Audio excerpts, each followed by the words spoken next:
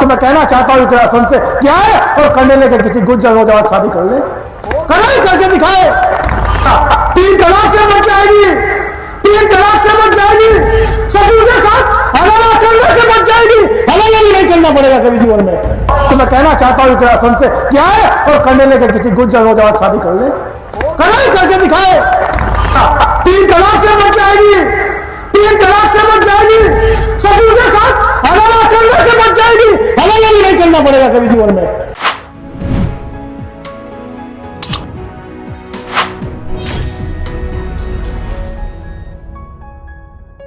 नमस्कार दोस्तों, इस भगवाधारी का बयान आपने सुना।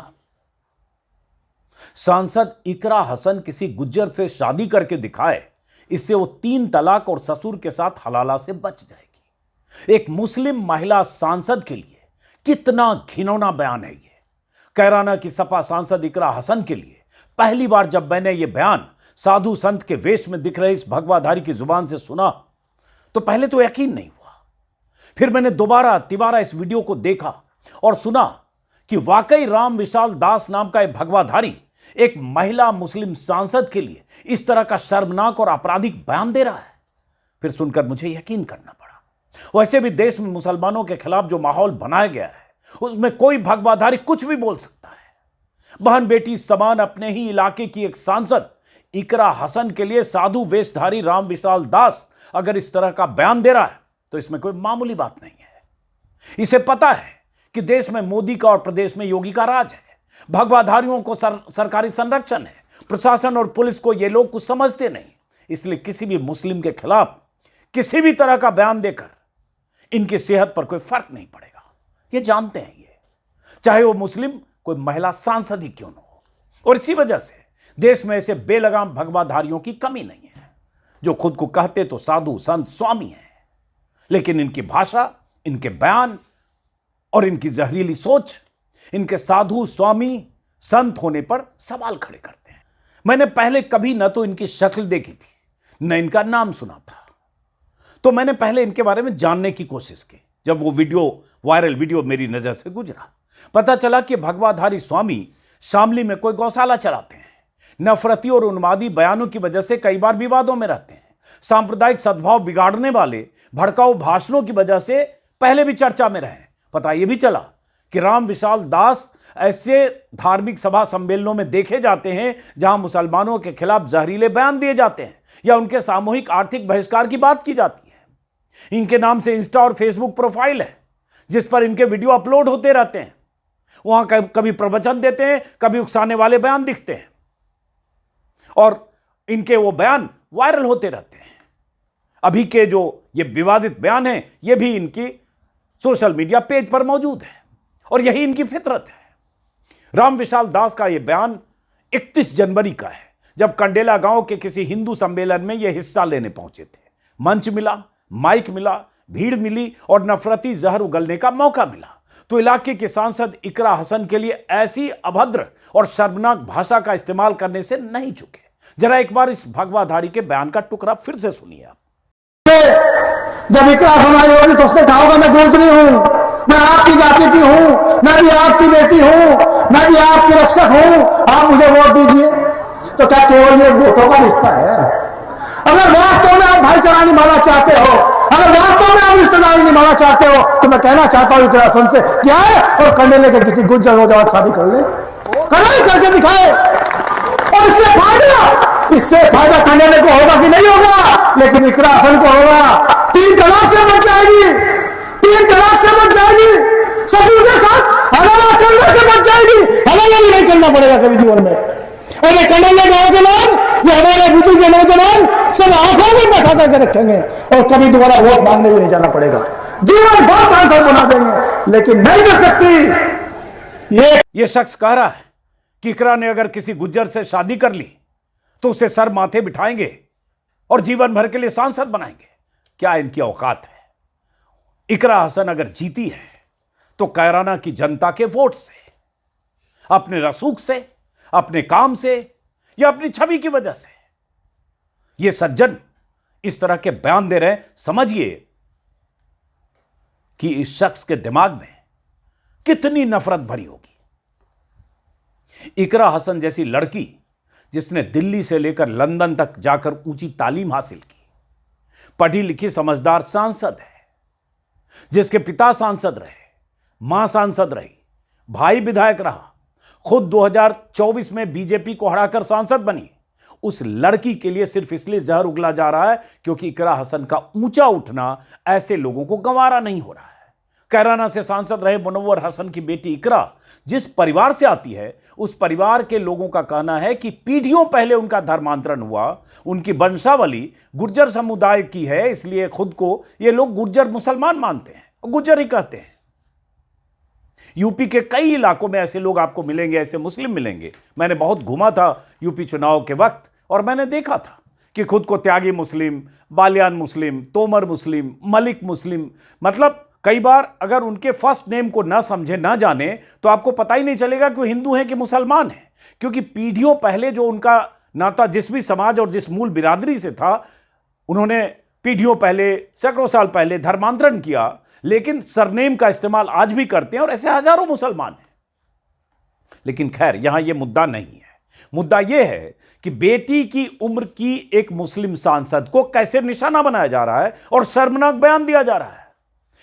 इन्हें पता है कि कुछ भी बोलकर बचा जा सकता है, कट्टर हिंदुत्ववादी ब्रिगेड की तालियां बटोरा जा सकता है, तभी तो ये बोल रहा है। क्या यह किसी साधु संत की भाषा है? पता नहीं इकरा हसन इस शख्स के खिलाफ शिकायत दर्ज कराती है या नहीं, और अगर शिकायत दर्ज कराती है तो पुलिस कोई कार्रवाई करती है या नहीं, इसका भी हमें इंतजार रहेगा। उम्मीद तो यह की जानी चाहिए कि जैसे कोटद्वार में एक मुस्लिम बुजुर्ग की दुकान पर नाम बदलवाने की जिद ठाने बजरंग दल की मुखालफत दीपक कुमार नाम के शख्स ने की थी, वो हिंदू है, उसी तरह से इलाके के लोगों को इकरा के समर्थन में आकर इस भगवाधारी की लानत मलामत करनी चाहिए, जताना और बताना चाहिए कि इकरा हसन सिर्फ मुस्लिम होने की वजह से किसी भगवाधारी का निशाना नहीं बन सकती। वो इलाके की बेटी है, बहन है। लेकिन ऐसा होगा क्या? क्या कैराना में भी दीपक की तरह सोचने वाले लोग सक्रिय होकर इस भगवाधारी का जवाब देंगे क्या? और ऐसा कोई पहली बार नहीं हुआ है जब इकरा हसन को लेकर हिंदुत्ववादी ब्रिगेड के किसी चेहरे की तरफ से ऐसे बेहुदे बयान दिए गए हैं। कैराना में बीजेपी को शिकस्त देने की वजह से इकरा हसन वैसे भी बीजेपी नेताओं और कार्यकर्ताओं के भी निशाने पर रही हैं।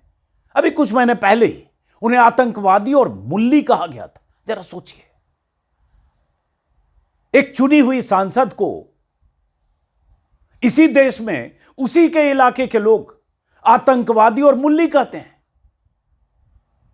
और वो सांसद अपनी बेबसी और मजबूरी का इजहार करती है भावुक होकर। कहा गया कि कैराना के जो पूर्व सांसद हैं बीजेपी के प्रदीप कुमार, उनके समर्थकों ने कहा। इकरा हसन का तब एक वीडियो वायरल हुआ था कुछ सेकंड का, जिसमें इकरा हसन अपनी तकलीफ बयां कर रही है, और किसी को भी सिर्फ इस वजह से कि वो मुसलमान है, आप अगर आतंकवादी और मुल्ली या मुल्ला कहेंगे, जिसकी पीढ़ियां इसी देश में है, जिसके पूर्वजों के खून इसी देश की मिट्टी में है सदियों से, और उसे कहेंगे कि आतंकी है, मुल्ली है, क्या गुजरी होगी तब इकरा हसन पर? और ऐसे मौके इकरा हसन के लिए बार बार आते हैं। कोई भगवाधारी कभी कोई कहता है, कभी बीजेपी का कोई समर्थक कहता है, कभी सोशल मीडिया पर कोई पोस्ट उनके खिलाफ लिखता है। लेकिन जब उन्हें आतंकवादी और मुल्ली कहा गया था तो इकरा हसन ने क्या कहा था, जरा वो सुनना जरूरी है, ताकि उस दुख और तकलीफ को आप भी महसूस करें। और अगर मैं खंडन करती हूं उस लड़के का जिसने उस बहन को कुछ कहा है, मेरा सवाल माननीय पूर्व सांसद जी से है, क्या वो अपने समर्थक का खंडन करेंगे जिनसे वो मुझे गाली दिलवा रहे हैं? क्या उनके घर में बहन बेटी नहीं है? मेरा सवाल सीधा सिर्फ उनसे है कि उनका अत्यंत नजदीकी समर्थक, पहले मुझे मुल्ली कहा गया, मुझे आतंकवादी कहा गया, मेरे बाप तक को गाली दी गई, मेरे भाई को कहा गया। जो लोग ये पूछते हैं कि मेवात वालों को माफ कर दिया था और उसे क्यों नहीं माफ किया, उन्हें मैं ये बताना चाहती हूँ कि ये पहली घटना नहीं है, ये पहली नहीं है घटना। और सीधी सीधी जो गंदी गालियां दी गई हैं, वो सिर्फ मेरे नहीं लगी, मुझे नहीं फर्क पड़ता, ना उस व्यक्ति से पड़ता, ना उसके चरित्र से पड़ता, ना उसकी बोली से पड़ता। लेकिन जो संदेश समाज में जा रहा है, और मुझे खुद कप्तान साहब का फोन आया कि आप तहरीर भिजवाइए, मैंने नहीं उन्हें करा, वो भी आज यहीं पे है, कोई भी जाके उनसे ये बात पूछ सकता है, क्या मैंने उन्हें करा था कि तहरीर दो? कप्तान साहब ने खुद मंगवाई। और ऐसे लोगों के खिलाफ कार्रवाई होनी चाहिए। एक तरफ तो ये सरकार हमारी बहनों को एसडीएम की कुर्सी पर एक एक दिन के लिए बैठा रही है, जब उन कुर्सियों की शोभा ही नहीं रहेगी, कोई गरिमा नहीं रहेगी, तो क्या फायदा है वहां बिठा के, जब उन्हें कई बयानों की लिस्ट है। और यह देश में चूंकि ऐसा माहौल बना है, जैसा कि मैंने कहा, अगर मुस्लिम है तो कोई भी कुछ भी कर सकता है। संसद के भीतर आपने देखा और सुना होगा कि कैसे रमेश बिधूरी नाम के बीजेपी के सांसद ने दानिश अली नाम के सांसद को, क्योंकि वो मुस्लिम थे, उनकी धार्मिक पहचान के आधार पर चोट करते हुए मुल्ला, कटुआ और आतंकवादी जैसे शब्दों का इस्तेमाल किया और एक तरह से डराया, धमकाया, चेताया, और उसका कुछ बिगड़ा नहीं रमेश बिधूरी का। ऐसी बहुत सारी घटनाएं हैं।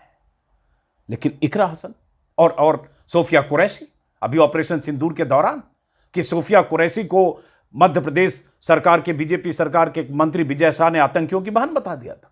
मामला सुप्रीम कोर्ट तक गया, हाई कोर्ट से सुप्रीम कोर्ट तक। उसकी माफी कबूल नहीं हुई, लेकिन उसकी कुर्सी नहीं गई, क्योंकि सबका मालिक एक है। देश में मोदी जी का राज है, खुली छूट है ऐसे लोगों को। इकरा हसन के मामले में मैं पहले भी एक बार, मेरे ख्याल से 2025 की बात है, पिछले साल ही, कोई करनी सेना का एक नेता है, उसने भी बहुत ही बेहुदा बयान दिया था, वीडियो जारी किया था। इसी तरह की बात उसने की थी कि इकरा हसन से मैं शादी कर लूंगा, और कुंवारी है, पता नहीं, मतलब ये सब पढ़ के सुन के घृणा होती है कि इस तरह के लोग समाज में हैं और उनका कुछ बिगड़ता नहीं है। ये शख्स, ये बयान पिछले साल बहुत वायरल हुआ था, पता नहीं इनके खिलाफ कोई कार्रवाई हुई नहीं हुई, शायद मामला दर्ज हुआ था। करनी सेना के ये नेता हैं योगेंद्र राणा। सभी हिंदू भाइयों को जय श्री राम और मुस्लिम भाइयों को अस्सलाम वालेकुम व रहमतुल्लाहि व बरकातहू। नहमदुहु नुसल्ली अल्ला रसूलिहिल करीम, अम्मा बाद, बिस्मिल्लाहिर्रहमानिर्रहीम। मैं ठाकुर योगेंद्र सिंह राणा, एडवोकेट, बल्द, स्वर्गीय श्री पृथ्वी सिंह, इकरा हसन माननीय सांसद कैराना, बल्द, मरहूम मुनव्वर हसन साहब से निकाह कबूल फरमाता हूँ। वो भी कबूल करें, वो मुस्लिम धर्म अपनाए रखें, मेरे घर में नमाज पढ़ सकती हैं, मुझे कोई एतराज़ नहीं है। और बशर्ते मैंने अपनी शर्तें रखी हैं कि अकबरुद्दीन ओवैसी साहब और असदुद्दीन ओवैसी साहब मुझे जीजा कहकर बुलाएंगे, और मैं हिंदू ही रहूँगा, ऐसे ही टीका लगाऊंगा, क्योंकि हमें यहीं साथ रहना है, हिंदू मुस्लिम भाई भाई। तो मुझे ये निकाह कबूल है। और जैसा कि मैंने कहा, ये कोई पहला मौका नहीं है। ये देश में ऐसा माहौल बना दिया गया है कि आप कुछ भी बोलकर कहकर निकल सकते हैं।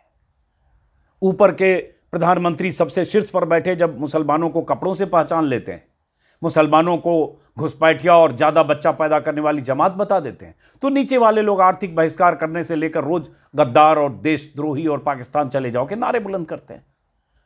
तो ऊपर से नीचे तक यही रवैया है, यही रवायत है बीजेपी राज में।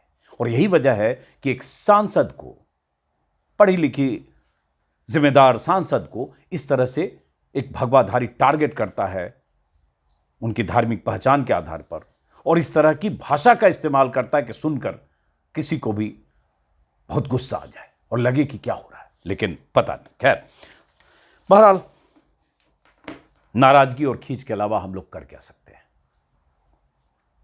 इस वीडियो को यहीं खत्म करते हैं, फिर मुलाकात होगी। नमस्कार।